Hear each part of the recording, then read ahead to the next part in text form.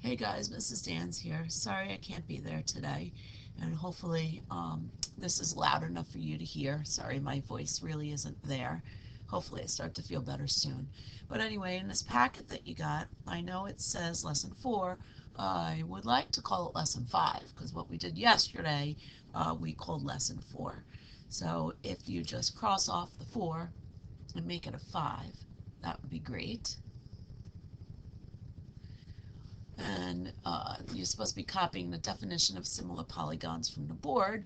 So here you go, similar polygons. Polygons are similar if their corresponding angles are congruent and the measures of their corresponding sides are in proportion.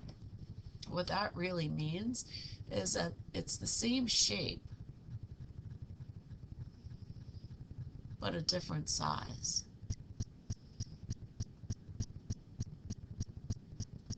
And as we're talking about today's lesson, I'll make sure I point out what like the corresponding sides are and the corresponding angles. But really what it means, we've talked about corresponding before, it's if we slide a figure on top of another figure, the angles that match up, they're corresponding, the sides that match up, they're corresponding.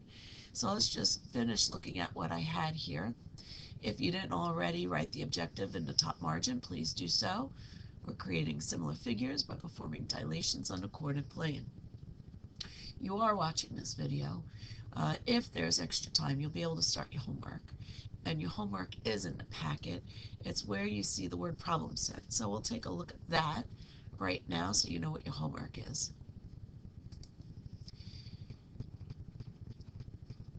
It's on the 4th page, right here where it says problem set. You are doing those for your homework. So a total of 5 questions. So let's get back to this. We have to graph triangle ABC. It means plot point A, plot point B, and plot point C, and then connect them so it looks like a triangle.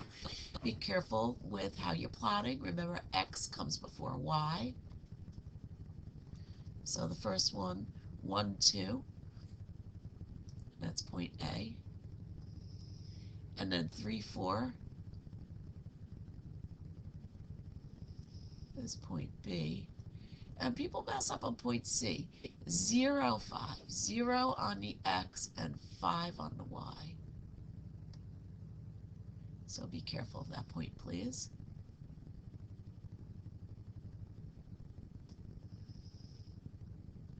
And there's my triangle. It asks us to multiply both coordinates of each point by 2. So if I go back to this point A and multiply each number by 2, the first or the X coordinate turns out to be a 2 and the Y coordinate turns out to be a 4. So we're just multiplying everything by 2. And this is what you learned yesterday. To do a dilation, you multiply by what we call the scale factor. Things can be scaled up or things can be scaled down. Since I multiplied by 2, it got scaled up. Everything got bigger, which means when I graph this new triangle, it will be larger than the original one. So let's plot the new points and call them A prime, B prime, C prime.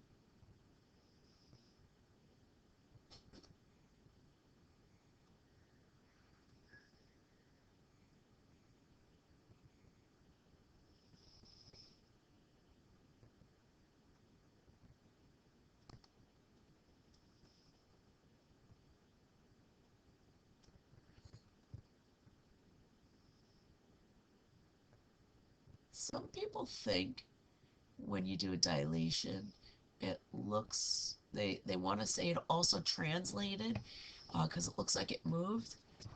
It's just the enlargement that's making it look like it moved because everything's being measured from the origin, right? So here's the origin.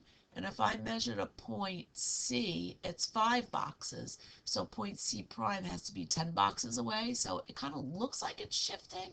It's just that as it enlarges, it's following like a path. It's asking for part D, is triangle ABC similar to triangle A prime, B prime, C prime? And the answer is yes. And how do we know? Well, doesn't it look like it's the same shape but a different size?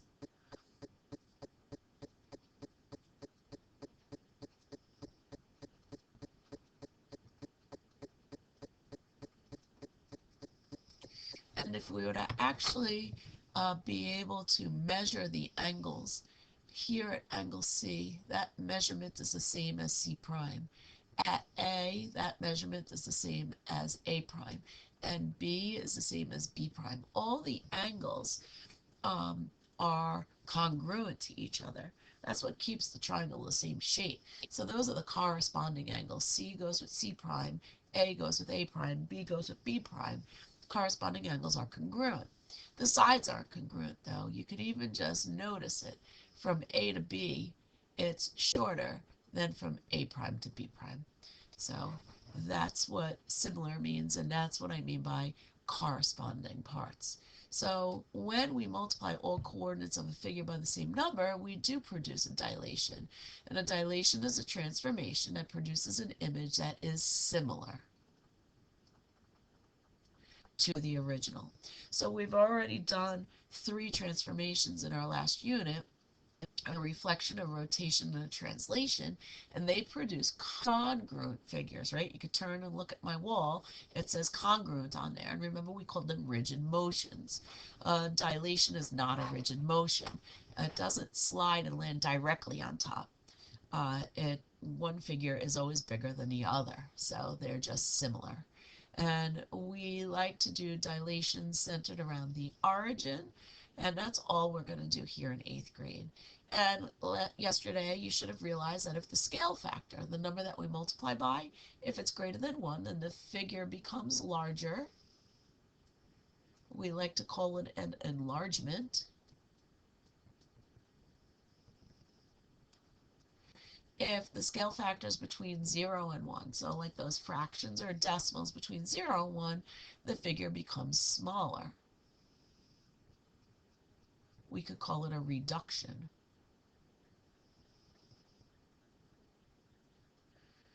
And sometimes, you know how us mathematicians, we like shorthand rules. Sometimes we just use a capital D to stand for dilation, and where that little F is, we would put a number, and that number would be the scale factor. So that we don't have to say multiply everything by 2, like if we went back up to this problem, I could have said I want to do D and a little 2 there. And that means do a dilation with a scale factor of 2. So you'll see those symbols being used. Remember, the pre-image is the original shape, and the image is the shape after the transformation.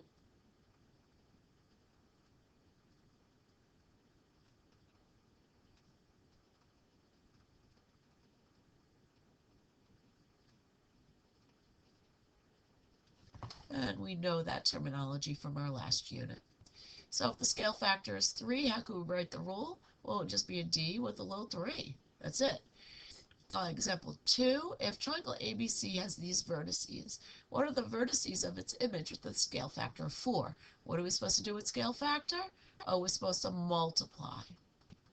So multiply everything by 4 and tell me what A prime is, what B prime is, and what C prime is. Did you get 0, 8, 16, 16, and negative 4, 16? It's just about multiplying, and you can use your calculator if you need to.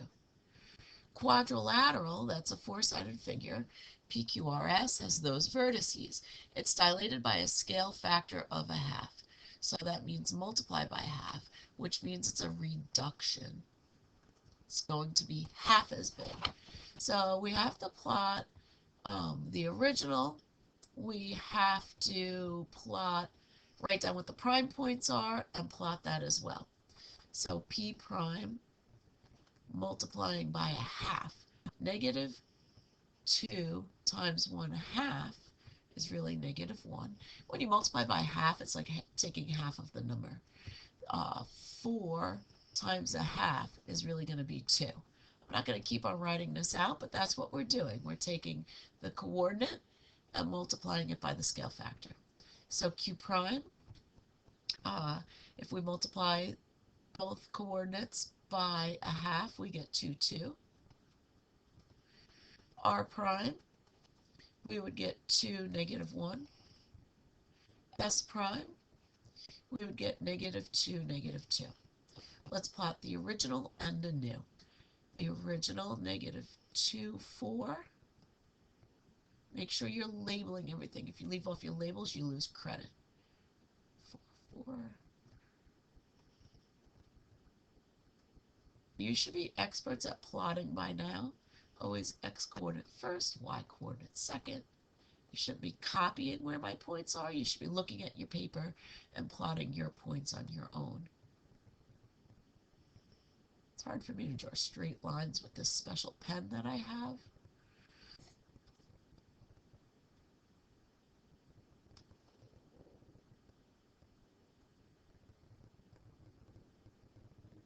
Not bad.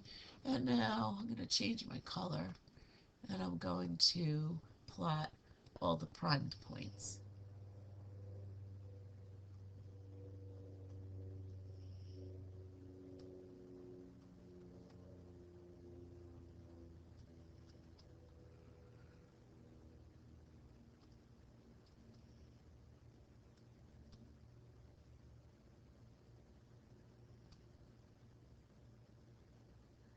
And you can see that the primed figure is a reduction of the figure that doesn't have the primes.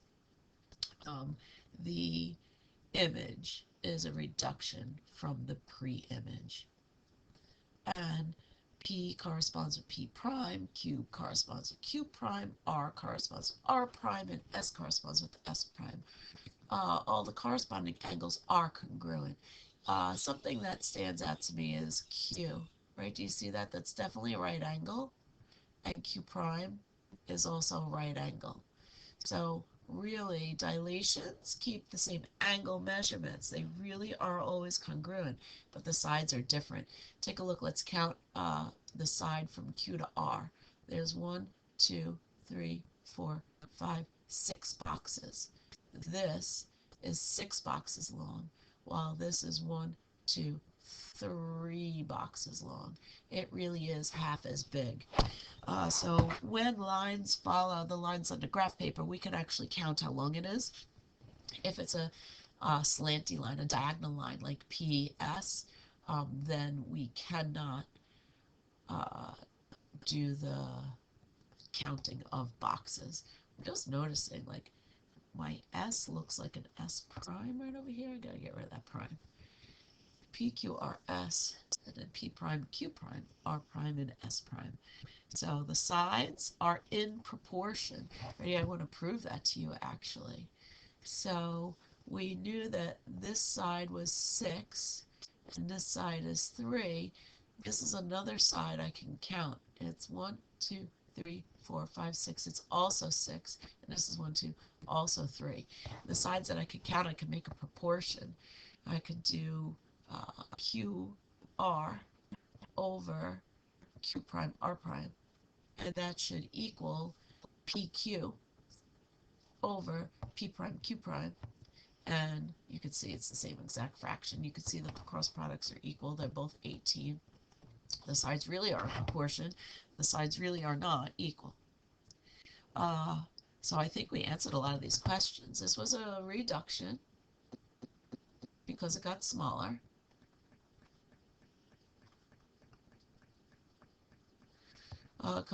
Compare the ratios of the lengths of the two sides. We just did up here.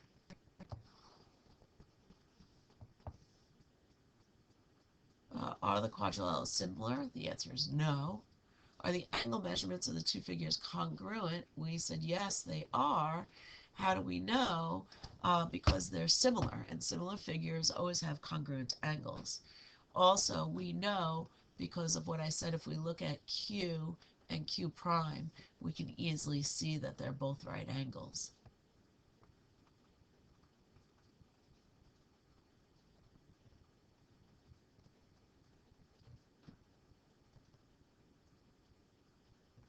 Similar figures have congruent angles, is what this says. I had a hard time fitting the word angles. And angle Q is 90 degrees, and angle Q prime is also 90 degrees. They really are congruent.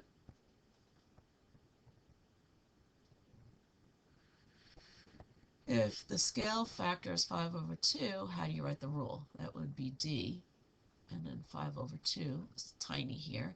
Is it an enlargement or a reduction? Well, 5 over 2 is actually bigger than 1, right? It's 2.5, so it's an enlargement.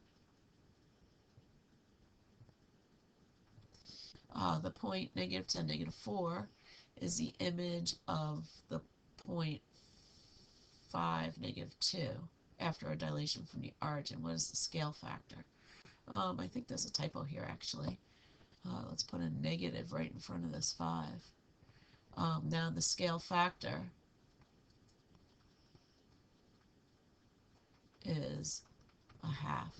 Right? If I take half of -10, I get -5. If I take half of -4, I get -2. It shouldn't have changed sign. But definitely squeeze a negative in there. Definitely a typo. Example 6. The point 3, -2 is the image of the point 9, -6. So this time it got larger, right? So it can't be a fraction. It's got to be a whole number. It's 3 times as big. So the scale factor is 3. So remember, we're checking from here to here and deciding what can you multiply by. I can multiply by 3. And from here to here, I could also multiply by 3. It's got to be the same number both times. Example 7, the point 4, 6 is the image of the point 6, 9. The image of the point. I'm just rereading these a little bit better now. I kind of want to go back to example 5 and example 6. I actually made a mistake. It says that -10, -4 is the image of -5, -2, which means -5, -2 is the first point, and -10, -4 is the second point. So this scale factor is not a half. The scale factor is 2.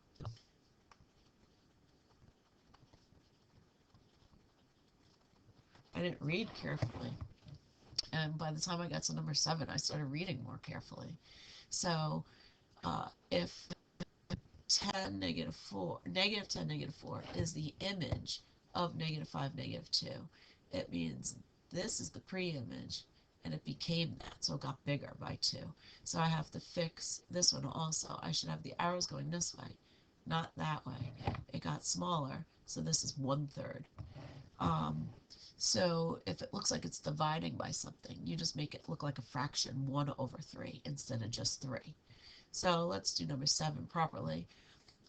So this is the image of that. So it started off as 6, and it became 4, and it started off as 9, and it became 6. Sometimes it's hard to figure this one out because it's not a whole number.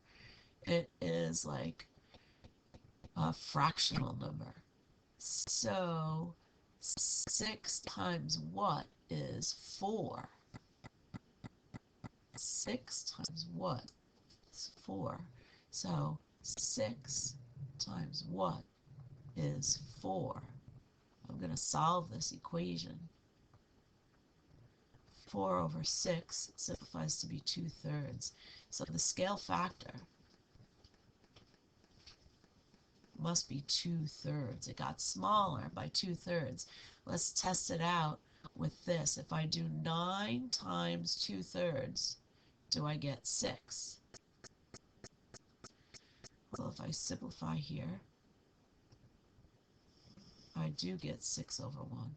So the scale factor is 2/3. That one was a bit of a tricky one. Number 8, quadrilateral A prime, B prime, C prime, D prime is a dilation of quadrilateral A, B, C, D. So let's look at this carefully. I'm going to make this in blue. That's the original, right? Because that has the A, B, C, D. It doesn't have the primes. So my blue figure is my original one. My new figure is the primed one. It got smaller. So it's definitely some fraction, right? It got smaller. Smaller by how much, though? We'll figure that one out in a second. What are the coordinates of the pre-image? The pre-image are the ones without the prime. So A is at 6, 0. B is at 0, 6. C is at negative 6, 0. And D is at 0, negative 6. And the coordinates of the image, those are the primed ones. So A prime is 2, 0. B prime is 0, 2. C prime is negative 2, 0. And D prime is 0, negative 2. So find the scale factor. So all you have to do is look at one set of points. Let's look at A and A prime. 6 became a 2. 0 is still 0. Doesn't matter what you multiply it by. So what can I multiply 6 by to make it a 2? Kind of looks like divide by 3. Do you agree? So divide by 3 is the same thing as multiply by 1/3. The scale factor is 1/3. If I divide by 3, that's the same thing as multiplying by 1/3. Classify the dilation as an enlargement or a reduction. It's definitely a reduction. Next page. This is the last problem. Triangle AYB is the image of triangle XYZ. So XYZ is the original. Gotta be careful of those words. I'm kind of glad I made a mistake before to show you that we all make mistakes, but we can always fix them. So the original is in blue. It got smaller, right? Definitely got smaller. So it's a reduction. The scale factor. So the best way of finding a scale factor is writing down some points. So X became Y, right? So the coordinates of point X are 1, 2, 3, 4. And that became point A, which is at 1/2, 2.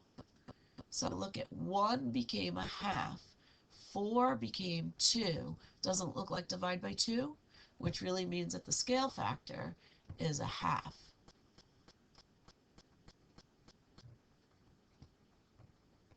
The relationship between the figures, they're similar. Dilations always make similar figures. And then look at this. This symbol here is an angle symbol. It's not a triangle symbol.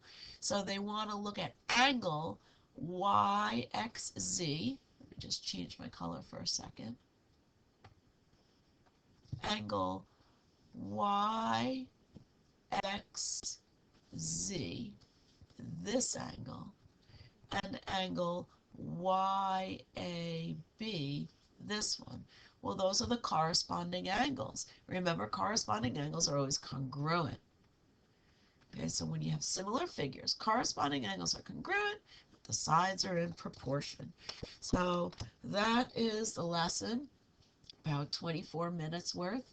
You have a little bit of time maybe that you can start your homework, and I hope to see you soon. See ya. Bye.